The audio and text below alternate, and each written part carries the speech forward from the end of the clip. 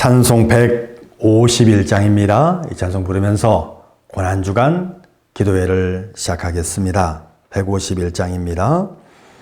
만왕의 왕 내 주께서 왜 고초당했나. 이 본래 같은 날이 왜 그 보혈을 흘렸네. 십자가 내가 처음 볼 때에 나의 마음의 큰 고통 사라져.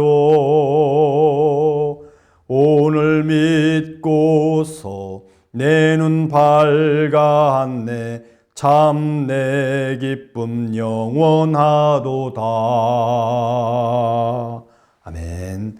오늘 주시는 말씀은 마태복음 27장입니다.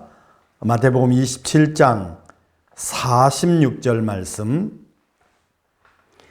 제9시쯤에 예수께서 크게 소리질러 이르시되 엘리 엘리 라마 사박다니 하시니 이는 곧 나의 하나님 나의 하나님 어찌하여 나를 버리셨나이까 하는 뜻이라. 아멘. 오늘은 예수님께서 그 십자가에서 하신 네 번째 말씀입니다. 자, 우리가 이 십자가를 살펴볼 때 이 십자가는 관계성을 나타내 보여주는 그 사실이 그 안에 담겨 있다 하는 것을 이제 우리가 알 수 있습니다. 십자가에서 첫 번째 말씀이 뭐였습니까? 저들을 사하여 주옵소서. 예수님과 죄인과의 관계로서 십자가 밖에 있는 그런 사람들입니다. 두 번째는 나와 함께 낙원에 있으리라. 예수님과 강도와의 관계죠. 이것은 예수님과 죄인과의 관계를 나타내지만 십자가에 동참한 그런 죄인을 지금 나타냅니다. 세 번째는 여자여 보소서 당신의 아들이니이다. 예수님과 어머님과의 관계로 가족과의 그런 관계를 말씀하고 있습니다. 자, 오늘 네 번째 말씀은 그겁니다. 엘리 엘리 라마 사박다니, 예수님과 이제는 하나님과의 관계를 보여주고 있습니다.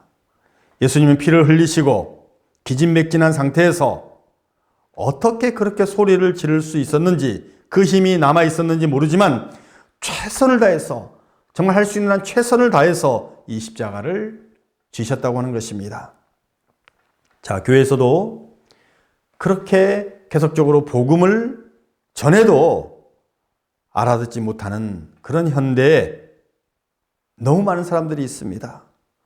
예수님은 크게 소리를 지르셨습니다. 나의 하나님 어찌하여 나를 버리셨나이까. 그럼에도 주위 사람들은 잘 알아듣지 못했습니다. 그 뜻을 이해할 수 없었습니다. 오늘날 많은 사람들의 믿음의 상태가 그러지 않습니까? 주의 말씀을 얼마나 많이 듣습니까? 교육자들이 얼마나 많이 말씀을 전합니까? 그런데도 그 십자가에 가까이 있음에도 불구하고 그 말씀을 잘 이해하지 못하고 잘 알아듣지 못하는 그런 사람들이 많이 있습니다. 예수님을 십자가에 못 박은 유대인이나 로마 군인들이 이미 마음이 다 완악한 상태에 있었기 때문에 아무리 예수님이 소리를 크게 질러도 하나님을 찾는 예수님의 음성이 들릴 리가 없습니다. 영의 귀가 어두우면 쉽게 설교를 해도 알아듣지 못합니다. 잡념만 머릿속에 왔다 갔다 하죠. 아무리 큰 소리로 말씀을 외쳐도 알아듣지 못하는 영적인 귀머거리가 되기 때문에 그렇습니다. 이 말씀을 잘 알아듣는 것도 이것은 놀라운 축복입니다. 예수님께서 엘리 엘리 라마 사박다니, 이 엘리를 엘리야로 잘못 알아듣고 엘리야를 찾는다고 제멋대로 많은 사람들이 판단해 버렸습니다.